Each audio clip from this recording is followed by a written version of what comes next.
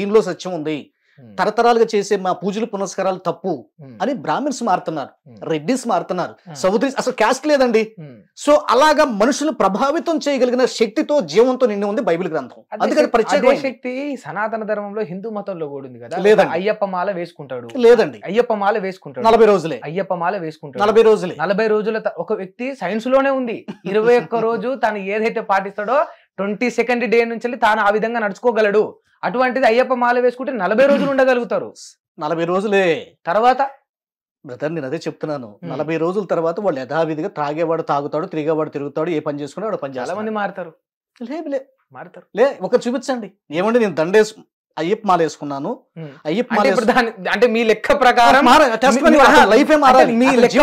అంటే మీరు చెప్పేదాని విధానం చూస్తే బైబుల్ ని ఒక్కసారి చదివి బాప్తిజం తీసుకున్న వాళ్ళు ఏ పాపాలు చేయట్లేదు, ఏ తప్పులు చేయట్లేదు, ఎవరు తాగట్లేదు. నన్ను కంప్లీట్ చేయనివ్వండి. నేను అనేది ఏంటంటే బైబిల్ దగ్గరకు వచ్చిన వ్యక్తి అతను విని సువార్త విని మారు మనసు పొంది కన్నీళ్లతో ఏడ్చి తన పాపాలను ఒప్పుకుంటాడు. ఇది ఎప్పటి వరకు చర్చిలో ఉన్నంత వరకు లేదు. బయటకు వచ్చిన తర్వాత అయ్యప్ప మాల వేసుకున్నాడు ఎప్పుడైనా అయ్యా నేను పాపం చేశాను అయ్యా ఏడ్చాడా? లేదే. భజన చేసుకుంటాడు, ఊరికి అతను ఆ సంతృప్తి కోసం భజన చేసుకుంటాడు, ఆ నిష్ట పాటిస్తాడు, వెళ్తాడు, తీసేస్తాడు, మామూలు అవుతాడు. ఈ బైబిల్ వచ్చి అనుసరించే వ్యక్తి అతను చర్చిలోనే కాదు ఇంట్లో కూడా ఏడుస్తాడు, ఎక్కడ అవసరమైన కన్నీరు గారుస్తాడు. ఎప్పుడు సైకలాజికల్ గా ఏడుస్తున్నాడు అంటే తన హృదయంలో ఏదో ఒక మార్పు కలిగింది అని అర్థం, బాధ కలిగింది అని అర్థం. అంటే ఎందుకు ఏడుస్తున్నాడు? సైన్స్ ఎక్కువ ఏడవడం వల్ల మనిషి కృంగిపోతాడు, వీక్ అయిపోతాడు. మీకు తెలుసా? నాకు తెలుసు. అందుకని బైబిల్ డివైడ్ చేసింది. రక్షణార్థమైన మారు మనస్సు దుఃఖం వేరు, తనకేదో కష్టం వచ్చింది నన్ను ఎవడో చంపేస్తాడు లేకపోతే నాకు వ్యాధి వచ్చింది చచ్చిపోతాను నేను ఏడవటం వేరు. ఏడుపులో కూడా 2 రకాలు ఉన్నాయి Bible according to the hour Holi Bible. కాబట్టి దైవికమైనటువంటి దైవ చిత్తానుసారమైన దుఃఖం రక్షణార్థమైన మారు మనసుని ఇస్తుంది అని మాకు రోమపత్రికలో చెప్పబడింది. సో మీరు చెప్పే దుఃఖం ఏంటంటే లోకంలో దుఃఖం, ఏదన్నా నష్టపోయాము, అనారోగ్యం వచ్చేసింది, ఏదో తెలియని దెబ్బ తగిలింది, యాక్సిడెంట్ అయింది, ఏడుస్తాడు. నిజమే, అతని దేహం కృంగిపోద్ది, అనారోగ్యం వస్తుంది. ఆ ఏడుపు వేరు, ఈ ఏడుపు వేరు. నేను చెప్పేది సూటిగా నేను చెప్పగలిగింది ఏంటంటే ఈ 40 రోజులు ఈ నల్ల వస్త్రాలు వేసుకున్న నేను వాళ్ళు విమర్శించట్లేదండి, వాళ్ళు బాధపడకూడదని నేను కోరుకుంటున్నాను. వాస్తవం అడుగుతున్నారు కానీ నేను చెప్తున్నాను. ఈ 40 రోజులు అయిన తర్వాత వాళ్ళు మామూలు యథావిధిగానే జీవిస్తున్నారు. లేదండి నేను అలా జీవించలేదండి, నేను అది వేసుకున్న తర్వాత నేను డ్రెస్ తీసినా కూడా నేను పవిత్రంగా బ్రతుకుతున్నాను అని ఒక వ్యక్తిని స్టేట్మెంట్ ఇవ్వమానండి. బైబిల్ దగ్గరకు వస్తే వందలాది మంది స్టేట్మెంట్ ఇస్తారు. ఏమంటే నేను ప్రభు దగ్గరకు వచ్చిన తర్వాత త్రాగుడు మానేశాను, ఇంతవరకు ముట్టలేదు, దొంగిలించేవాడిని అవి మానేశాను, ఇంకా ఇంతవరకు వాడికి వెళ్ళలేదు.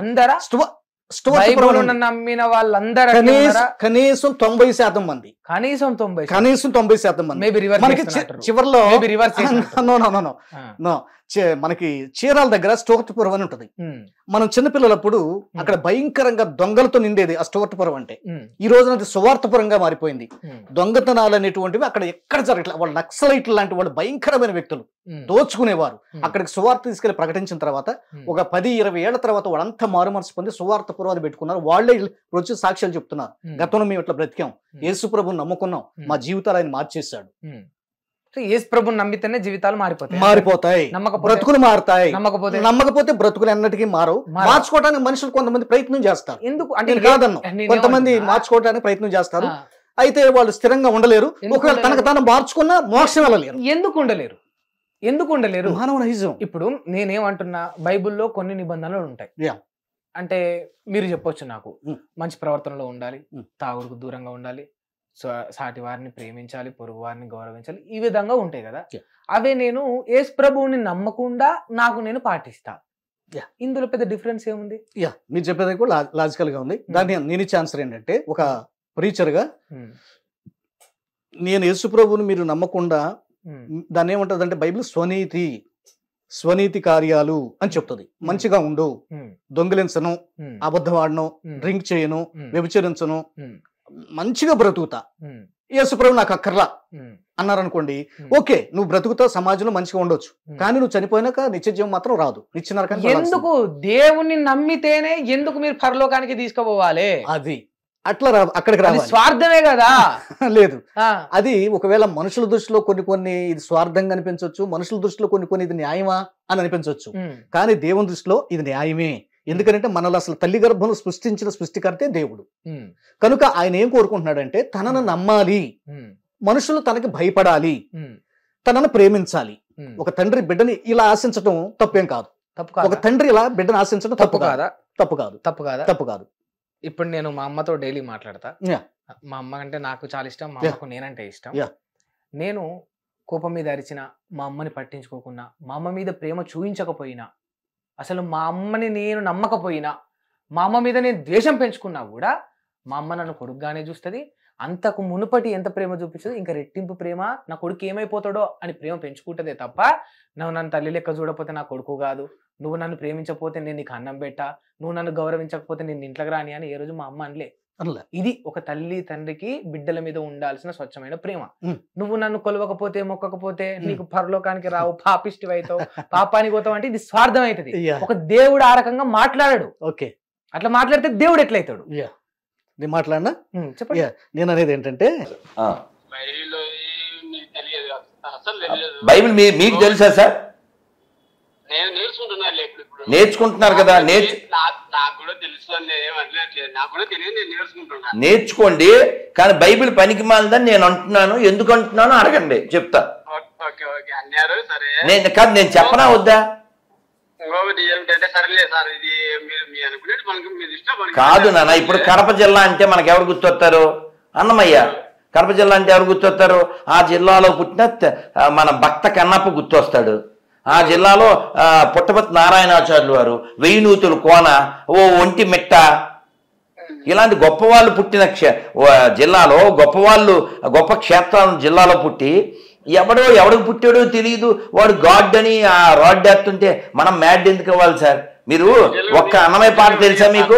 ఒక్క అన్నమయ్య పాట తెలుసా కిరణ్ గారు మీకు? మీ వయసు ఎంత? 35. పోనీ బైబిల్ చదివారు చదవలేదు, పోనీ రామాయణం చదివారా చదవలేదు, భౌతిక చదివారా చదవలేదు, అసలు ఏం చదువుకున్నారు మీరు? చదువులేదా? అయ్యో చూసారమ్మా, టార్గెట్ ఇదే. ఇలాంటి అమాయకులే వాళ్ళకి టార్గెట్. సార్ బైబిల్లో నేను ఒకటి చెప్తాను, మీరు చూసి నాకు మళ్ళీ ఫోన్ చేయండి. మా సిస్టర్ వచ్చారు ఇక్కడ.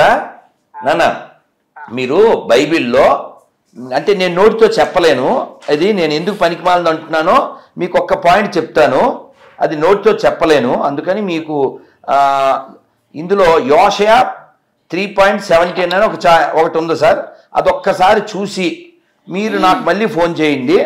యోషయా 3:7 ఓకేనా? చూసి మళ్ళీ ఫోన్ చేయండి. అదమ్మా 6th క్లాస్ చదివాడంట. ఈ దరిద్రం వాడికి నమ్ముకో, ఆ పీసుని నమ్ముకో, ఉన్నది అమ్ముకో. మీరు చెప్పింది ఓకే స్వామి, ఎందుకంటే ప్రతి దానికి కరెక్ట్ సమాధానం మీ నుంచి ఉంది, అన్ని క్లారిటీగా చెప్తున్నారు. కానీ హిందువులలో కూడా ఒక సందేహం అయితే నెలకొంది స్వామి.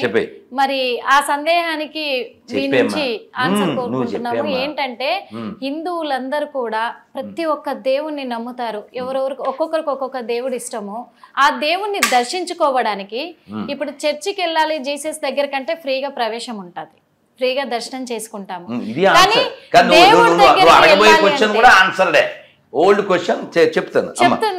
అందుకే అడుగుతున్నాను స్వామి. దేవుడి దగ్గరికి వెళ్ళాలంటే ఒక్కొక్క రేటు ఉంది స్వామి. దగ్గర నుంచి చూడాలంటే ఒక రేటు, దూరం నుంచి చూడాలంటే ఒక రేటు పెడుతున్నారు, దేవుణ్ణి తాకాలంటే కూడా ఒక రేటు పెడుతున్నారు.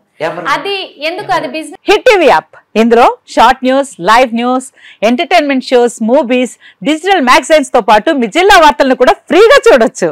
అంతేకాదు కేజీ నుంచి పీజీ వరకు విద్యార్థులకు స్కాలర్షిప్ కూడా అందిస్తున్నాం. ప్రతి వారం 10 మందికి లక్కీ డ్రా ద్వారా ఒక్కొక్కరికి 10,000 రూపాయలు అందిస్తున్నాం. ఇంకెందుకు ఆలస్యం, వెంటనే హిట్ టీవీ యాప్ ని డౌన్లోడ్ చేసుకుని ఫ్రీగా ఎంటర్టైన్మెంట్ పొందండి. Hit TV app. Hit TV app. Please download hit TV app. Hit TV app ని ఫ్రీగా డౌన్లోడ్ చేసుకుని ఎంజాయ్ చేయండి. మీకు నచ్చిన ఎంటర్టైన్మెంట్ కోసం హిట్ టీవీ యాప్ ని ఫ్రీగా డౌన్లోడ్ చేసుకుని ఎంజాయ్ చేయండి. హిట్ టీవీ యాప్ ని డౌన్లోడ్ చేసుకుని ఆస్వాదించండి, ఆశీర్వదించండి. ఇంతమంది సెలబ్రిటీలు హిట్ టీవీ యాప్ ని డౌన్లోడ్ చేసుకోండి అని చెప్తున్నారంటే ఎంత మంచి యాప్ ఆలోచించండి. అమెరికా అమెరికా అమెరికా అమెరికాలో చదవాలనుకునే వాళ్ళకి విశ్వసనీయమైన పేరు మన శౌర్య కన్సల్టెన్సీ. UK లో 1 year masters, UK లో 1 year masters, 2 years work permit up to 5 years visa. Contact Shaurya Consultancy. Contact 89851 89851.